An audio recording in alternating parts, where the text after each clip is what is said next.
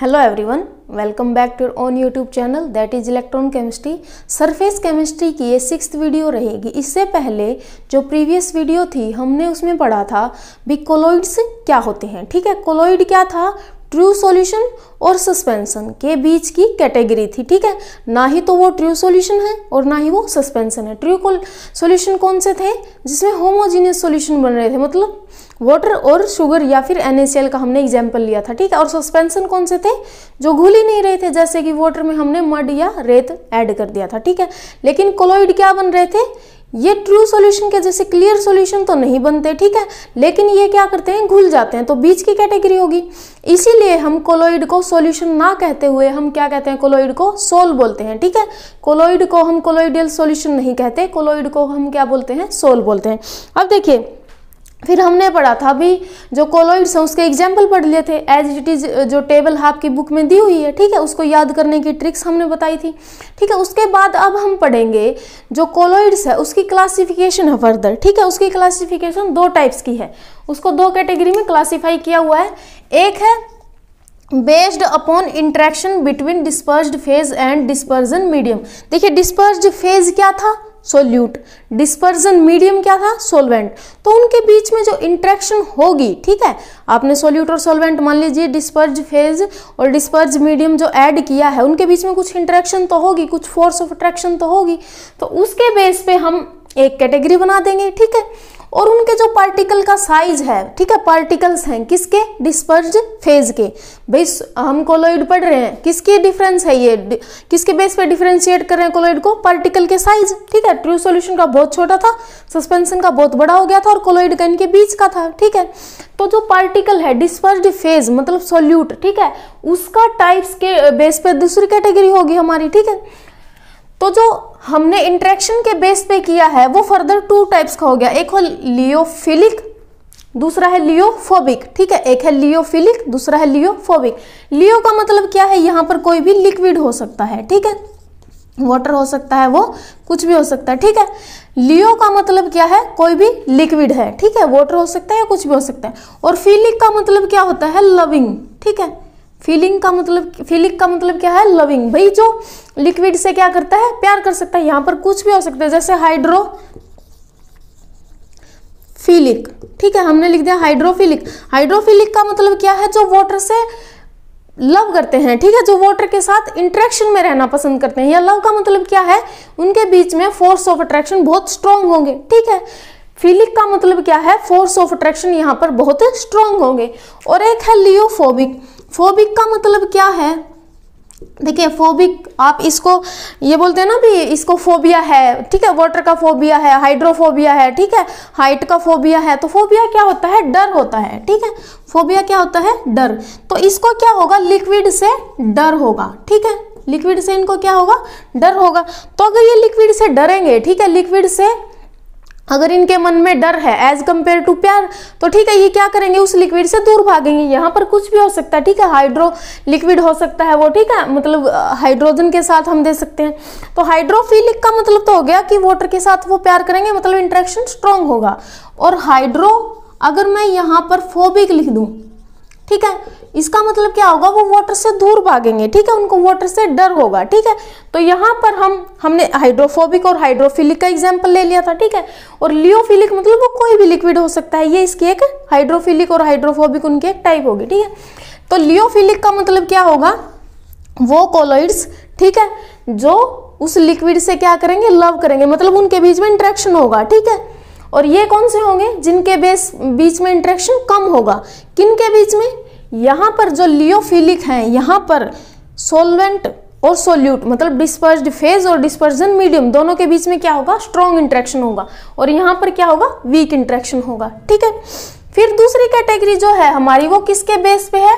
Types of particle dispersed phase के। ठीक है, तो इसके बेस पे 3 कैटेगरी होंगे। एक होगा मल्टीमोलिकुलर, एक होगा मैक्रो और एक होगा एसोसिएटेड। ठीक है, एक होगा मल्टीमोलिकुलर कोलॉइड, दूसरा मैक्रोमोलिकुलर कोलॉइड और तीसरा एसोसिएटेड। अब हम इनको डिटेल में पढ़ेंगे। ठीक है, ये भी एज इट इज कई बार क्वेश्चन में पूछ लिए जाते हैं। ठीक है, मतलब रिपीट होता है, या यहाँ से आ सकता है क्वेश्चन या फिर पिछले पार्ट से आ सकता है। देखिए, अब हमने लियोफिलिक और लियोफोबिक में डिफरेंस पढ़ना है।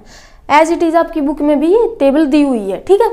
अब देखिए लियोफिलिक क्या था, जो लिक्विड से लव करते हैं, ठीक है, और लियोफोबिक क्या है, जो हेट करते हैं। एक पॉइंट तो आप यही लिख सकते हो, ठीक है। अब अगर इनके बीच में लव है, मतलब अट्रैक्शन स्ट्रॉन्ग है, तो मतलब क्या हुआ, जो डिस्पर्स्ड फेज है और डिस्पर्जन मीडियम है, इनके बीच में फोर्स ऑफ अट्रैक्शन क्या होगी, स्ट्रॉन्ग होगी। तो लियोफिलिक के केस में जब लियोफिलिक कोलॉइड बनेगा, जो दो डिस्पर्ज फेज होगा और डिस्पर्जन मीडियम होगा, उन दोनों के बीच में फोर्स ऑफ अट्रैक्शन कैसी होगी, स्ट्रॉन्ग होगी, ठीक है। और अगर डिस्पर्स्ड फेज और डिस्पर्जन मीडियम के बीच में फोर्स ऑफ अट्रैक्शन वीक है, वीक कौन सी होती है, वेंडरवाल, ठीक है। यहां पर कौन सी होगी, फोबिक में वेंडरवाल फोर्स ऑफ अट्रैक्शन। तो कौन से कोलॉइड बनेंगे, लियोफोबिक। अब देखिए लियोफिलिक जो होते हैं उनको कई बार इंट्रिंसिक कोलॉइड बोलते हैं। आपको ये ना देते हुए भी लियोफिलिक कोलॉइड की डेफिनेशन बताओ या लियोफिलिक कोलॉइड कौन से होते हैं, आपका ऐसे दे देते हैं इंट्रिंसिक कोलॉइड बताओ, ठीक है, या फिर दे देते हैं एक्सट्रिंसिक कोलॉइड बताओ, ठीक है। क्या दे सकते हैं, इंट्रिंसिक कोलॉइड या फिर एक्सट्रिंसिक कोलॉइड्स, ठीक है। तो इंट्रिंसिक और एक्सट्रिंसिक का मतलब क्या है, इंट्रिंसिक भी लियोफिलिक ही होता है। देखिए इनकी एक प्रॉपर्टी है, भी लियोफिलिक होते हैं वो इंट्रिंसिक होते हैं।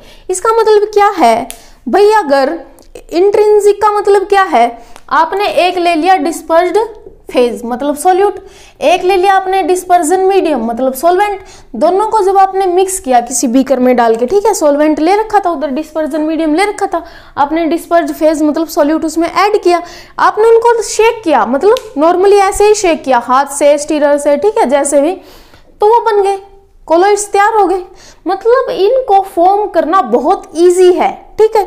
अगर ये सिर्फ शेक करने से, ठीक है, सिर्फ उस मतलब डिस्पर्ज फेज और डिस्पर्जन मीडियम को ऐड करके सिर्फ आप शेक करोगे तो ये कोलॉइड तैयार हो जाते हैं। कौन से, लियोफिलिक वाले, ठीक है। इनका एग्जाम्पल क्या होगा, इनका एग्जाम्पल देखिए, आप क्या करते हैं, जैसे वाटर लिया, ठीक है, उसमें स्टार्च डाला, ऐड कर लीजिए, ठीक है। और दूसरा क्या है, इन दोनों को साथ ही पढ़ लेते हैं, दूसरा क्या है, रिवर्सिबल होते हैं। ये जो लियोफिलिक वाले होते हैं ये रिवर्सिबल होते हैं और लियोफोबिक वाले इरिवर्सिबल होते हैं। मतलब देखिए आपने देखा होगा कई बार, जैसे हम घरों में क्या बनाते हैं, दही, ठीक है, दही से क्या बनाते हैं, छाछ, ठीक है, लस्सी वगैरह बोल देते हैं उसको। आप देखते हैं थोड़े टाइम बाद क्या होता है, वो जो लस्सी आपने बना के रखी है, ठीक है, दही रखी है, या फिर उसमें से पानी तो एक तरफ हो जाता है और वो जो दही बची है या फिर जो आपकी लस्सी बची है वो अलग हो जाती है, दोनों के बीच में एक लेयर साफ दिखती है, पानी ऊपर तैर रहा होता है और वो जो कंसंट्रेटेड है वो पार्ट वो नीचे होता है, ठीक है। अगर आपने बर्तन में डाल के रखा है तो पानी एक तरफ मिलेगा और वो जो दही है या फिर लस्सी, ठीक है, इसकी जगह आप उसका भी एग्जाम्पल ले सकते हैं, जो आप मक्खन वगैरह जो घर में निकालते हैं ना, उसमें थोड़ी देर बाद क्या देखोगे कि पानी एक तरफ हो जाता है और वो जो मक्खन होता है वो एक तरफ हो जाता है। मतलब क्या है कि वो एक दूसरे से अलग हो जाते हैं, ठीक है, क्या होता है, एक दूसरे से अलग हो जाते हैं। जैसे देखिए जो आपने दही, वो जो लस्सी का या फिर दही का जिसका भी एग्जाम्पल लिया है, उसमें पानी अलग से दिख रहा है और वो दही और लस्सी जो नीचे है वो अलग से दिख रही है। आप क्या करते हो, उसको शेक कर देते हो, ठीक है, गिलास से, चम्मच से, जैसे भी, ठीक है, बोतल में है तो आप उसको शेक करोगे, शेक करने के बाद वो ऐसा ही सॉल्यूशन, मतलब जो लस्सी थी वो लस्सी मिल जाएगी, दही थी दही मिल जाएगी। अब वो पानी और वो जो दही वो अलग अलग नहीं है, ठीक है। तो इसका यहाँ पर दिया हुआ है कि वो रिवर्सिबल भी होता है, इंट्रिंसिक। रिवर्सिबल को पढ़ते हैं पहले। रिवर्सिबल का मतलब क्या हो गया, भी जो पानी और वो दही, ठीक है, पानी या फिर लस्सी और पानी या फिर वो जो मक्खन जो अलग अलग हो गए थे, ठीक है, नॉर्मली आपने रखा और वो खुद से ही अलग अलग हो गए, वो किसका एग्जाम्पल है, लियोफिलिक का। भी वो कोलॉइड बने थे, कौन से कोलॉइड बने थे, लियोफिलिक वाले, और वो थोड़े टाइम बाद क्या हो गए, अलग अलग हो गए। अलग अलग हो गए तो मतलब क्या होगा, वो रिवर्सिबल हो गए, ठीक है, रिवर्सिबल हो गए। अब अगर आप उनको ये कर रहे हो, उनको मिक्स कर देते हो, ठीक है, आप उनको क्या करोगे, शेक कर दोगे, ठीक है, शेक करने के बाद वापस से वो लस्सी बन जाएंगे। जो सिर्फ शेकिंग पे, किसकी शेकिंग, डिस्पर्ज फेज और डिस्पर्जन मीडियम की, आसानी से घुल जाते हैं, आसानी से बन जाते हैं, उनको क्या बोलते हैं हम, इंट्रिंसिक। और फिर थोड़े टाइम बाद उनको रखेंगे तो वो क्या हो जाते हैं, एक दूसरे से सेपरेट भी हो जाते हैं, अलग भी होते हैं। तो मतलब इनको बनाया भी इजिली जा सकता है और ये रिवर्स हो जाते हैं। मतलब जो आपने डिस्पर्स्ड फेज और डिस्पर्जन मीडियम को जो घोला है वो थोड़े टाइम बाद उल्टे भी हो सकते हैं, मतलब पानी अलग से निकल सकता है और उसमें से जो छाछ है, ठीक है, जो लस्सी है या मक्खन है, जो भी आपका, वो अलग निकल सकता है। मतलब क्या है कहने का, जो डिस्पर्स्ड फेज मतलब जो कम है, मतलब पानी है, और डिस्पर्जन मीडियम वो आपकी लस्सी है, दही है या फिर मक्खन जो भी आपने लिया हुआ है, दोनों को अगर शेक कर रहे हैं, देखिए आप दही में पानी ऐड कर सकते हो ना, आपने दही ली मान लीजिए, ठीक है, और उसमें पानी डाला, थोड़ा सा पानी डाला तो वो डिस्पर्स्ड फेज हो गया, मतलब सोल्यूट हो गया। आप उनको मिक्स कीजिए, आराम से सॉल्यूशन बन गया। कौन सा? लियोफिलिक वाला सॉल्यूशन, नहीं कोलोइड, ठीक है। कौन से कोलोइड बन गए? लियोफिलिक वाले। ये तो हो गया इंट्रिंसिक मतलब आसानी से, जो आराम से शेक किया, शेक करते ही बन गया। दही लिया था, उसमें पानी डाला, ठीक है, शेक किया, सॉल्यूशन बन गया, सोल बन गया, कोलोइड, ठीक है। थोड़ी देर बाद क्या होता है, पानी अलग से निकला मिलता है उसमें से, और दही अलग, मतलब सेपरेट हो जाता है। सेपरेट मतलब रिवर्सिबल हो गई, ठीक है। ये ना तो इजीली बनते हैं और ना ही ये रिवर्स होते हैं। ये क्या है, ऐसे शेक करने से ये नहीं बनते, इनके लिए अलग से प्रिपरेशन मेथड होते हैं, ठीक है। इनको बनाने के प्रिपरेशन के अलग से मेथड होते हैं, उसको हम डिटेल में पढ़ेंगे, आपके सिलेबस में है ये, कि इनकी जो लियोफोबिक कोलोइड्स है इनको कैसे बनाया जाता है, ठीक है। और अगर ये नॉर्मली शेक करने से नहीं बन रहे तो ये इरिवर्सिबल है। मतलब ये क्या है, एक बार अगर आपने ये जो फोबिक है वो सोल बना लिया तो वो आसानी से रिवर्स नहीं होता। मतलब आप डिस्पर्स्ड फेज और डिस्पर्जन मीडियम को अलग अलग नहीं कर सकते, समझ गए। ये क्या होते हैं, आप दही लिया था, उसमें पानी ऐड किया, नॉर्मली शेक किया, सॉल्यूशन बन गया, सोल बन गया, ठीक है। कैसा? कोलोइड। क्या बोलेंगे उसको? इंट्रिंसिक, जो आसानी से शेकिंग से बन जाए, और एक्सट्रिंसिक, जो शेकिंग से नहीं बनता। ये रिवर्सिबल हो सकते, थोड़ी देर बाद पानी और वो दही मिक्स अलग अलग हो सकते हैं, लेकिन ये ऐसे रिवर्सिबल नहीं होते। इनको क्या बोलते हैं? इरिवर्सिबल सोल बोलते हैं, ठीक है। उसके बाद देखिए ये क्या होते हैं, स्टेबल होते हैं। They are stable, can not be coagulated. Coagulated का मतलब क्या होता है? सस्पेंशन। इनमें सस्पेंशन नहीं बनती। मतलब ये हो गया, कोई ये जो सोल होते हैं लियोफोबिक वाले, इनमें क्या होती है, सस्पेंशन हो जाती है। मान लीजिए आपने एक बार क्या बनाया, सोल बना के तैयार कर दिया, थोड़ी देर बाद अगर ये एक दूसरे से अलग हो गए, डिस्पर्स्ड फेज और डिस्पर्जन मीडियम अगर एक दूसरे से अलग हो गए तो उनको दोबारा मिक्स करके नहीं बनाया जा सकता। और यहाँ तो हमने क्या किया था, पानी अगर दही मान लीजिए अलग हो गए, दोबारा से फिर उसको स्टीर कर दो, दोबारा से फिर से वो सोल बन गया। लेकिन ये क्या होते हैं, इनको अलग नहीं किया जा सकता, ठीक है। अगर ये एक बार सस्पेंड हो गए, सस्पेंड मतलब अगर डिस्पर्स्ड जो फेज और मीडियम था,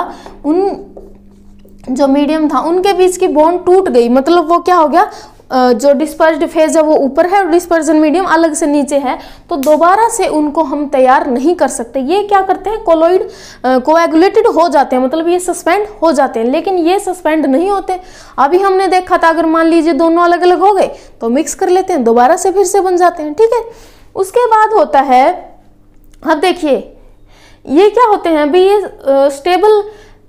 ये तो स्टेबल रहते हैं, ठीक है। इनको कोई एजेंट की जरूरत नहीं होती। अब आपकी दही और पानी को मिक्स करने के लिए कोई एजेंट की जरूरत थोड़ी ना है, भी उसमें कोई अलग से आप पाउडर वगैरह डालोगे या कुछ ऐसा डालोगे ताकि वो मिक्स ना हो। लेकिन इनको, क्योंकि ये एक बार अगर अलग अलग हो गए तो इनको इजीली क्या, हम इनको दोबारा बना ही नहीं सकते, इन सोल को हम दोबारा बना ही नहीं सकते। तो इसलिए उनको अलग अलग रखने के लिए इसमें एक एजेंट डाला जाता है, उसको बोलते हैं प्रिजर्वेशन। प्रिजर्वेशन करने के लिए एक एजेंट डाला जाता है ताकि ये सस्पेंड ना हो, ताकि एक दूसरे से मिलके रहें, ठीक है।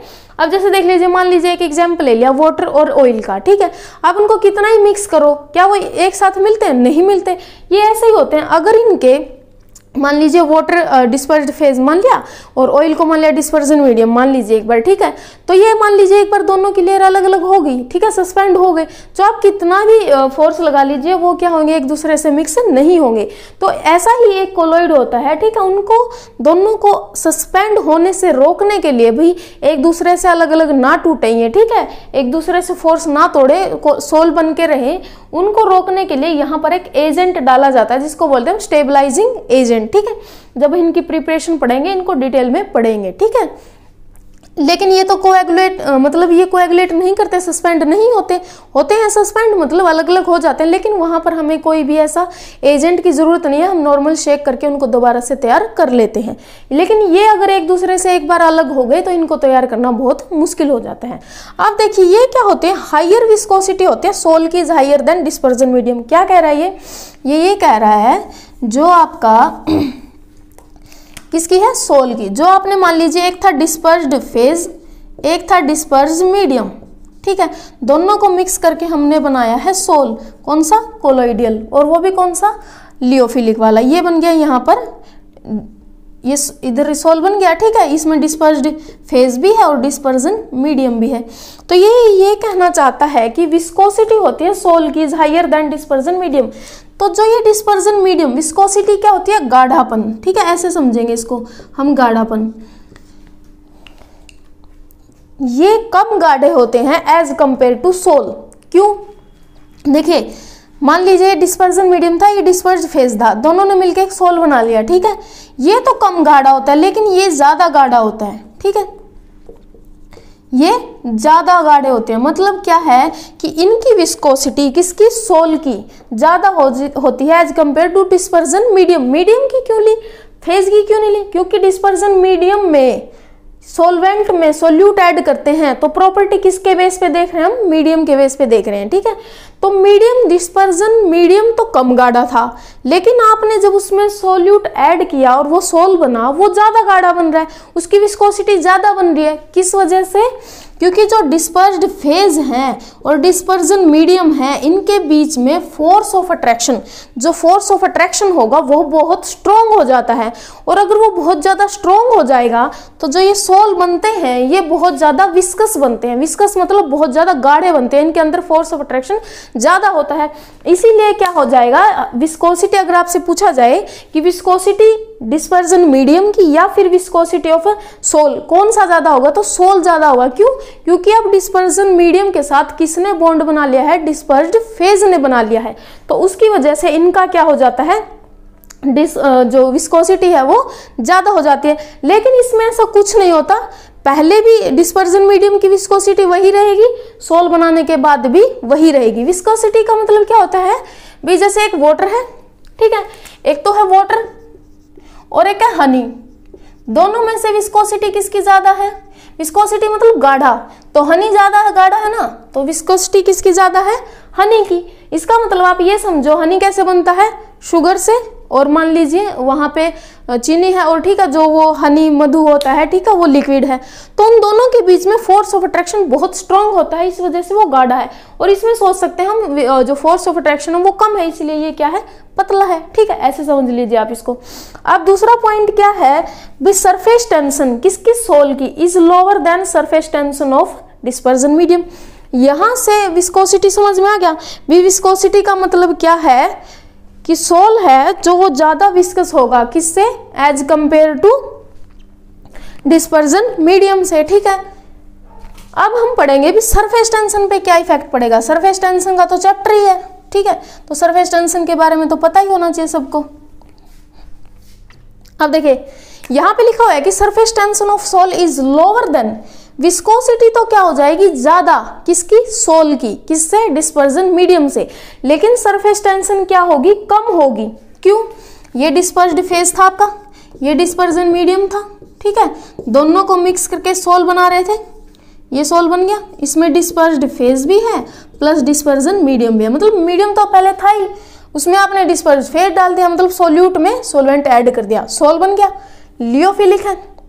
अब इसने लिखा है कि सरफेस टेंशन है सोल की वो कम होगी, सरफेस टेंशन, ठीक है, एसटी से डिनोट करनी हूँ, वो कम होगी किससे, डिस्पर्जन मीडियम वाली से, इसकी ज्यादा होगी, सरफेस टेंशन इसकी कम होगी। क्यों होगी बताओ, सेम जो विस्कोसिटी में एग्जाम्पल जो रीजन था ना वही इसमें होगा। देखिए विस्कोसिटी तो किस वजह से ज्यादा हुई थी, क्योंकि फोर्स ऑफ अट्रैक्शन ज्यादा हो गया था।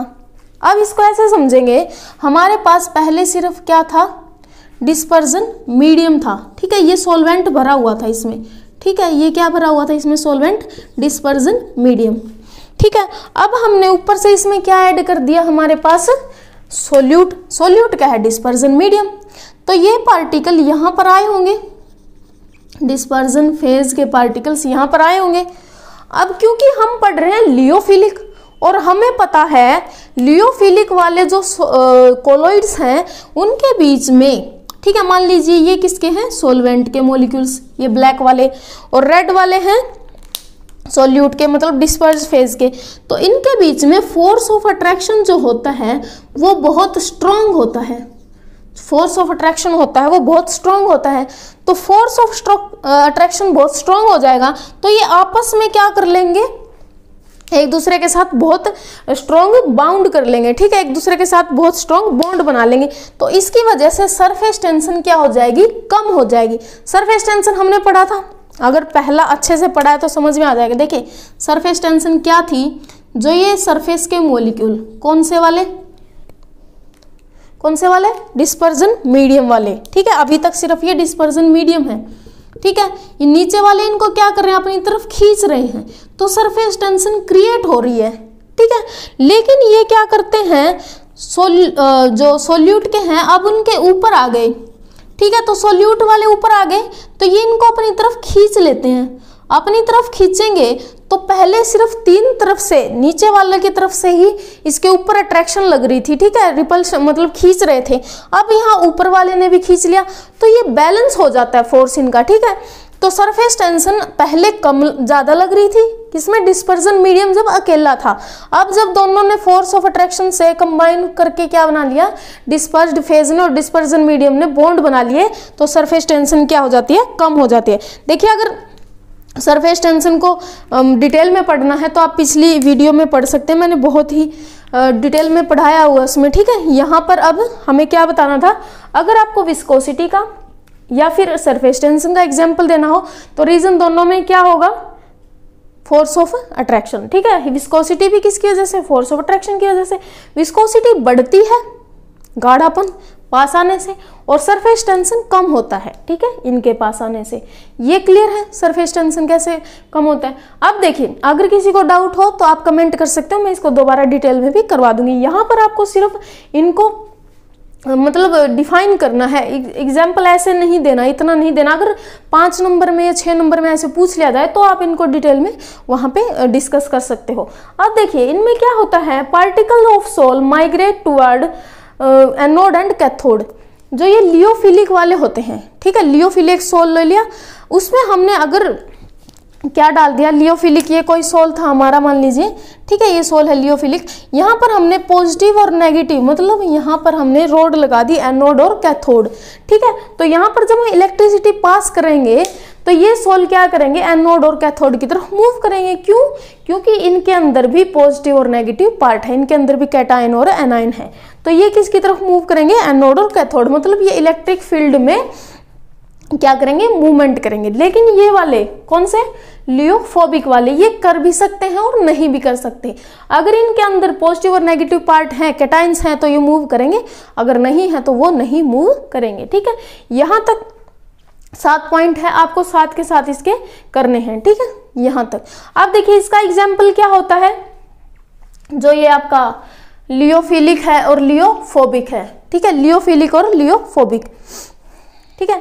ये 7 पॉइंट आपको इनके एज इट इज याद करने हैं, ठीक है, समझ में आपको आ गए हैं। 6 करना चाहे 6 कर सकते हो, 5 जितने भी आप याद रख सकते हो, ठीक है। क्वेश्चन अगर ज्यादा नंबर का आए तो ज्यादा लिख देना, ठीक है, और अच्छे से डिफाइन करोगे तो उतने ही नंबर मिलेंगे। इनके एग्जाम्पल देख लीजिए, जो लियोफिलिक होता है उसका एग्जाम्पल है गम, जब आप ये गम बनाते हैं, ठीक है। स्टार्च है, जिलेटिन है, जिलेटिन भी एक इनके जैसा ही लिक्विड होता है गाढ़ा सा, ठीक है। और इसके हो जाएंगे जो मेटल के सल्फाइड बनते हैं, जितने भी मेटल हैं अगर वो उसके सल्फाइड हैं तो वो किस में जा रहे हैं, लियोफोबिक में। और क्या होता है, मेटल के सोल, जितने भी मेटल के हम सोल बनाते हैं वो किसका एग्जाम्पल हो जाएगा, हमारा लियोफोबिक का। अब देखिए यहाँ तक पढ़ने के बाद नेक्स्ट अब हम इसकी सेकेंड कैटेगरी पढ़ेंगे, जो हमारी किसके बेस पे है, डिस्पर्स्ड फेज के पार्टिकल के बेस पे है, ठीक है।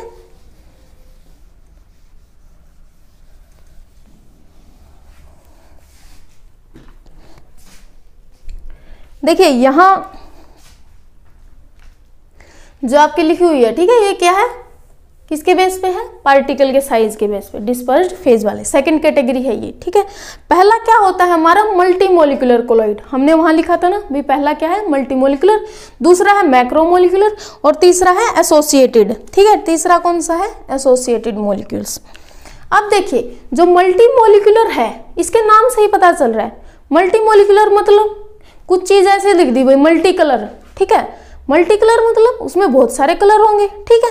तो मल्टीमोलिकुलर मतलब जो भी ये मॉलिक्यूल बना होगा, जब ये कोलॉइड बना होगा उसमें बहुत सारे मॉलिक्यूल्स आए होंगे, उन्होंने ही कोलॉइड बनाया होगा। तो जब ये बहुत सारे छोटे छोटे कोलॉइड मिलके एक बड़ा सारा कोलॉइड बना रहे हैं उसको क्या बोलेंगे? मल्टीमोलिकुलर। अब ये छोटे कोलॉइड क्यों बना रहे हैं? क्योंकि देखो हमने पढ़ा था जो हमारा कोलॉइड्स होता है वो इस रेंज में होना चाहिए, 1 से 1000 नैनोमीटर। ऐसे लिखा था ना, 1 से 10⁻3। 10⁻3 का मतलब क्या है? 1000 है, ठीक है। इतने नैनोमीटर की रेंज में क्या बनते हैं? कोलॉइड बनते हैं। अब हो सकता है कि कोई जो ये पार्टिकल्स हैं वो छोटे हैं, इस रेंज से क्या है? छोटे हैं। अब छोटे हैं तो वो इस रेंज में आ नहीं रहे, तो वो कोलॉइड बना नहीं सकते। तो वो क्या करते हैं? वो एग्रीगेट करते हैं। एग्रीगेट मतलब वो सारे मॉलिक्यूल्स इकट्ठे हो जाते हैं और इकट्ठे होने पर एक बड़ा कोलॉइड बना लेते हैं। अब ये कोलॉइड इस रेंज में होगा 1 से 1000, ठीक है। वो 100 हो सकता है, 99 हो सकता है, ठीक है। कितना भी हो सकता है, 1 से मतलब 1 से 1000 की रेंज तक का हो सकता है, 980 हो सकता है, 990 की रेंज का हो सकता है, ठीक है। 10 हो सकता है, 20 हो सकता है, 40 हो सकता है, कितना भी इस रेंज में होना चाहिए, 1 से 1000 नैनोमीटर, ठीक है। इनका साइज बहुत छोटा था, इस रेंज में ये लाइन नहीं कर रहे थे, लेकिन हमने इनसे क्या बनाना है? कोलॉइड बनाना है। तो हम क्या करेंगे? इनको एग्रीगेट कर देंगे। एग्रीगेट का मतलब क्या होता है? कंबाइन। एग्रीगेट का मतलब क्या होता है? कंबाइन। कंबाइन करके एक बड़ा मॉलिक्यूल ये तैयार कर देते हैं, ठीक है। इसको बोलते हैं हम मल्टीमोलिकुलर कोलॉइड। इसका एग्जाम्पल क्या है? जैसे आपका गोल्ड का सोल है या फिर एसेट, सल्फर का मॉलिक्यूल होता है ना जो एसेट बनाता है, ठीक है। इसमें क्या है? एसेट मतलब सल्फर के 8 मॉलिक्यूल इकट्ठे होके जो एक स्ट्रक्चर बनाते हैं, जो एक कोलॉइड बनाते हैं, उसको बोलते हैं मल्टीमोलिकुलर कोलॉइड। या फिर गोल्ड, जो गोल्ड है हमारा Au है, ये कैसे बनता है? इसका सोल कैसे बनता है? बहुत सारे गोल्ड के पार्टिकल्स हैं, उनको एग्रीगेट करके मतलब कंबाइन करके, ठीक है, एक बड़ा कोलॉइड बना लिया जाता है जिसको बोलते हैं हम मल्टीमोलिकुलर कोलॉइड, ठीक है। सिर्फ आपको डेफिनेशन ही आएगी इसकी। अब सेकंड क्या है? मैक्रोमोलिकुलर। मैक्रोमोलिकुलर क्या है भाई? यहाँ तो मल्टी से समझ में आ गया था, बहुत सारे मॉलिक्यूल्स जो पार्टिकल्स है इकट्ठे होकर एक बड़ा मॉलिक्यूल इसने बना लिया होगा। अब मैक्रो क्या है? मैक्रो के नाम से ही पता चल रहा है ये बड़ा है। मैक्रो होता है ना, एक माइक्रो होता है, एक मैक्रो। मैक्रो क्या है? बड़ा है, ठीक है। तो ये मॉलिक्यूल हो सकता है कि जैसे हमें पढ़ना भी 1 से 1000 तक की रेंज का होना चाहिए। मल्टी वाले तो क्या थे? इससे छोटे थे, तो इकट्ठे होके इस रेंज में आ गए। मैक्रो वाला हो सकता है कि वो इसी रेंज में हो, ठीक है। वो हो सकता है 900 नैनोमीटर का हो, ठीक है। हो सकता है कि वो 900 नैनोमीटर का हो, 800 का हो, 600 का हो, इस रेंज में हो सकता है, ठीक है। तो वो उसको तो कुछ करने की जरूरत नहीं है, सीधा हम सॉल्वेंट में ऐड करेंगे उसको, ठीक है, और हमारा कोलॉइड बन जाएगा। या फिर हो सकता है वो इस रेंज से बाहर का हो, ठीक है, इससे बड़ा हो। इससे बड़ा होगा तो हम क्या करेंगे? उसको क्रश कर लेंगे, ठीक है, तोड़ लेंगे पार्टिकल्स में, ठीक है। और इस रेंज तक के जितने पार्टिकल बचेंगे उसका हम सॉल्यूशन तैयार कर लेंगे, सोल तैयार कर लेंगे, ठीक है। तो इसको हम क्या कर सकते हैं? अगर ये बड़ा है तो क्रश कर लेंगे, और अगर इसी रेंज में है तो कोई दिक्कत नहीं है, आराम से आप उसको सॉल्वेंट में ऐड कीजिए और कोलॉइड बना लीजिए, ठीक है। इसके एग्जाम्पल क्या है? सेलुलोज जो हमारी होती है, ठीक है, और प्रोटीन्स जितने हमारे होते हैं, और नाइलॉन, जो नाइलॉन वगैरह बनाते हैं ना, पॉलीमर्स में पढ़ेंगे हम नाइलॉन कैसे होते हैं, ठीक है। पॉलीमर क्या आपके अलग से एक पॉलीमर केमिस्ट्री के नाम से आपके एक अलग से यूनिट है ना। भी जो प्रोटीन होते हैं वो कौन से होते हैं? मैक्रोमोलिकुलर, इस रेंज में लाई करते हैं वो, नाइलॉन्स, पॉलीथीन्स वगैरह, ठीक है, और सेलुलोज। अब देखिए थर्ड कैटेगरी है एसोसिएटेड मॉलिक्यूल्स। थर्ड कैटेगरी कौन सी है? Associated molecules. देखिए इसमें एसोसिएटेड मॉलिक्यूल्स कौन से होंगे? बिमल्टी तो समझ में आ गया, बहुत सारे ने मिलके बना लिया। मैक्रो या तो वो उसी रेंज में खुद ही उसका साइज है, अगर बड़ा है तो क्रश करके कर लेंगे। एसोसिएटेड क्या होते हैं? ये होते हैं अगर इनकी कंसंट्रेशन एक पर्टिकुलर कंसंट्रेशन से नीचे लाई कर रही है, भाई ये मॉलिक्यूल्स हैं बहुत सारे, और इनकी कंसंट्रेशन अगर एक पर्टिकुलर कंसंट्रेशन से नीचे है तो ये नॉर्मल कैसे बिहेव करेंगे? एक स्ट्रॉन्ग इलेक्ट्रोलाइट के, ठीक है। अगर इनकी कंसंट्रेशन लो है, मतलब ठीक है इनकी कंसंट्रेशन कम है, तो नॉर्मली किसके जैसे बिहेव करेंगे, स्ट्रॉन्ग इलेक्ट्रोलाइट।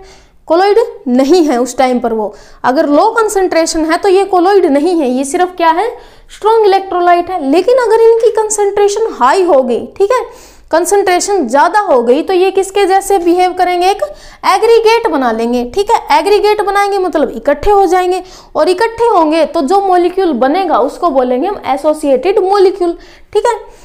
अगर इनकी कंसंट्रेशन लो है तो कोई दिक्कत नहीं है, सिर्फ कैसे बिहेव करेंगे, स्ट्रॉन्ग इलेक्ट्रोलाइट। इलेक्ट्रोलाइट आपने पढ़ा था ना, ठीक है, उसमें केमिकल काइनेटिक्स में और इलेक्ट्रोकेमिस्ट्री में पढ़ते हो आप, ठीक है। और अगर इनकी कंसंट्रेशन हाई हो गई, ठीक है, तो ये किसके जैसे बिहेव करेंगे, एग्रीगेट कर लेंगे, इकट्ठे हो जाएंगे, तो जो वो मॉलिक्यूल बाद में बनेगा उसको क्या बोलेंगे हम, एसोसिएटेड मॉलिक्यूल्स। देखिए अगर आपको ये डाउट आ रहा है भी मल्टी मॉलिक्यूलर और एसोसिएटेड तो फिर सेम होंगे, वहां पर तो क्या हो रहा था, सिंपल जो मॉलिक्यूल्स थे एक साथ चिपक के क्या बना रहे थे, एक मॉलिक्यूल बना रहे थे, ठीक है। लेकिन यहाँ तो किसके बेस पे है, कंसंट्रेशन। अगर कंसंट्रेशन लो है तो वो पड़े रहेंगे, लेकिन ये तो क्या है, साथ साथ आते ही चिपक जाएंगे। ये क्या है, अगर कंसंट्रेशन लो है तो ये नॉर्मल बिहेव करेंगे, लेकिन अगर कंसंट्रेशन हाई होगी, बहुत ज्यादा हो गई, तो आराम से एकदम से ये एग्रीगेट करेंगे और कौन से मॉलिक्यूल बना लेंगे, एसोसिएटेड। इसके एसोसिएटेड को आपने डिटेल में पढ़ना है, ठीक है। और जो ये एसोसिएटेड मॉलिक्यूल अब जो बना है इसको क्या बोलते हैं, माइसिल बोलते हैं। क्या बोलते हैं हम इनको, माइसिल। आपने 10th क्लास में भी पढ़ा है ना, माइसिल था उधर, सोप डिटर्जेंट, भाई सफाई कैसे करता है कपड़े की, ठीक है, उसमें जो पढ़ा था आपने ये वही है, सेम एज इट इज। यहाँ पर आप उसको डिटेल में पढ़ोगे। देखिए जो एसोसिएटेड मॉलिक्यूल्स हैं,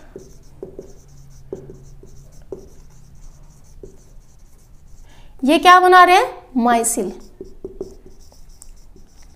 माइसिल, ठीक है, माइसिल आपने पढ़ा था। अब देखिए मैंने एक टर्म इंट्रोड्यूस की है अभी, कंसंट्रेशन। एक तो लो कंसंट्रेशन और एक हाई कंसंट्रेशन, ठीक है। ये कंसंट्रेशन की शॉर्ट फॉर्म होती है, आप ऐसे भी लिख सकते हो, हाई कंसंट्रेशन, ठीक है। एक लो है एक और हाई है, ये एच है, ठीक है। मैंने कहा अगर ये मतलब जो ये मॉलिक्यूल्स थे, ठीक है, जब इनकी कंसंट्रेशन क्या थी, लो थी, तो कैसे बिहेव करेंगे, एक स्ट्रॉन्ग इलेक्ट्रोलाइट के जैसे। लेकिन अगर इनकी कंसंट्रेशन हाई हो गई, कंसंट्रेशन हाई हो गई, ठीक है, तो अब कैसे बिहेव करेंगे ये, अब बिहेव करेंगे एसोसिएटेड मॉलिक्यूल्स के जैसे, इकट्ठे हो जाएंगे, एसोसिएटेड के जैसे बिहेव करेंगे, ठीक है। तो एसोसिएटेड के जैसे बिहेव करने से वो क्या बन जाएंगे, माइसिल बन जाएंगे, ठीक है, माइसिल्स बन जाएंगे। तो ये जो कंसंट्रेशन है, ये जो कंसंट्रेशन मैं यहां पर बोल रही हूं, इसी को इन्होंने एक नया नाम दे दिया, क्या दे दिया, CMC। CMC क्या है, ये एक पर्टिकुलर कंसंट्रेशन है। भाई मान लीजिए इसको मैं एक सिर्फ नंबर से अगर मुझे डिनोट करना हो कंसंट्रेशन को, मान लीजिए यहाँ पर तो कंसंट्रेशन क्या है, 10 है, ऐसे ही बता रही हूँ मैं, ठीक है, मान लीजिए समझने के लिए। और यहाँ पर कंसंट्रेशन क्या है, 50 है, और इनको जुड़ने के लिए 50 की ही जरूरत थी। तो 50 और 55 हो जाए, मान लीजिए 50 हो और 50 से ऊपर हो, तो ये किस में फॉर्म हो जाते हैं, माइसिल में। लेकिन अगर ये 10, 20, 40 इस रेंज में रहेंगे तो ये रहेंगे स्ट्रॉन्ग इलेक्ट्रोलाइट, ये माइसिल नहीं बनाएंगे, ठीक है। तो CMC एक टर्म इंट्रोड्यूस की है, यहाँ पर लिखा हुआ है, देखिए CMC क्या है हमारी, क्रिटिकल माइसिल कंसंट्रेशन। क्रिटिकल मतलब भाई इस रेंज तक होनी चाहिए, इससे नीचे है तो वो उनको माइसिल नहीं बनाते, ठीक है। इससे ऊपर है या फिर इस रेंज में है तो वो क्या बना लेंगे, माइसिल बना लेंगे, ठीक है। ये क्या हो गया, क्रिटिकल माइसिल कंसंट्रेशन, ठीक है।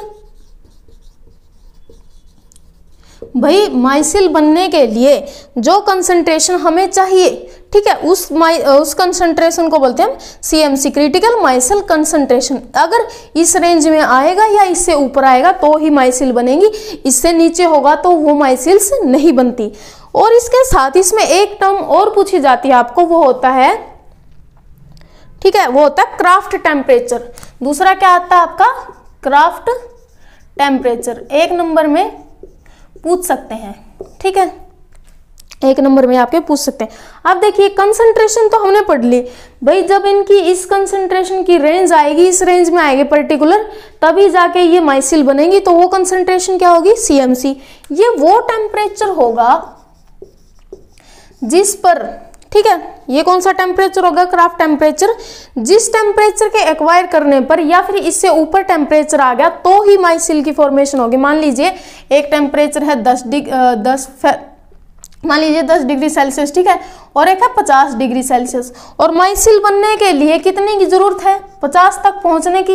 55 हो जाए तो भी बन जाएगा, 60 हो जाए तो भी बन जाएगा। लेकिन अगर ये 40 तक टेम्परेचर रहा, किसका टेम्परेचर, जो आप ये मॉलिक्यूल्स बना रहे हो, यहाँ पर इनके इकट्ठे होने के लिए, इनको एग्रीगेट कराने के लिए आपको टेम्परेचर भी तो देना पड़ेगा, ठीक है। तो आप टेम्परेचर जब बढ़ा रहे हो, अगर वो 10 है, 20 है, 30 है, 40 है, तो वो माइसिल नहीं बनती। लेकिन अगर वो 50 आ गया, 51, 52, 53, ठीक है, 50 आते ही मान लीजिए इसको डिफाइन किया हो, अभी आपने 50 पे ही बनना है और कंसंट्रेशन आपकी इतनी ही होनी चाहिए। तो जिस टेम्परेचर पर माइसिल की फॉर्मेशन होगी या उस टेम्परेचर से अबव, उस टेम्परेचर को बोलते हैं हम क्राफ्ट टेम्परेचर, ठीक है। That temperature at which the formation of micelle take place, ठीक है, एग्रीगेशन होगी, उसको बोलेंगे हम क्राफ्ट टेम्परेचर, ठीक है। इससे नीचे अगर टेम्परेचर रहेगा उस जो है प्रोसीजर का, तो वहां पर माइसिल की फॉर्मेशन नहीं होगी। अब देखिए यहां तक क्लियर हो गया सबको, CMC क्या है। इसके बाद अब हम डिटेल में पढ़ेंगे भी जो माइसिल है वो क्या होती है, ठीक है, और उनका जो है एसोसिएटेड मॉलिक्यूल्स कैसे बनते हैं, ठीक है। इसके बाद फिर हम पढ़ेंगे भी जो लियोफोबिक है, ठीक है, इनको बनाने के लिए, क्योंकि ये नॉर्मली शेक से बन रहे हैं लियोफिलिक वाले, तो जो लियोफोबिक है इनको बनाने के लिए क्या क्या मेथड हमें अप्लाई करने पड़ते हैं, एज इट इज आपकी बुक में ये दिए हुए हैं, ठीक है। तब तक के लिए अगर यहाँ तक अगर आपको कोई डाउट हो तो आप मुझसे कमेंट बॉक्स में पूछ सकते हैं, ठीक है। पढ़ते रहिए आराम से, कोई दिक्कत नहीं है, ठीक है। तब तक के लिए thanks for watching. Please like, share and subscribe my channel. Thank you.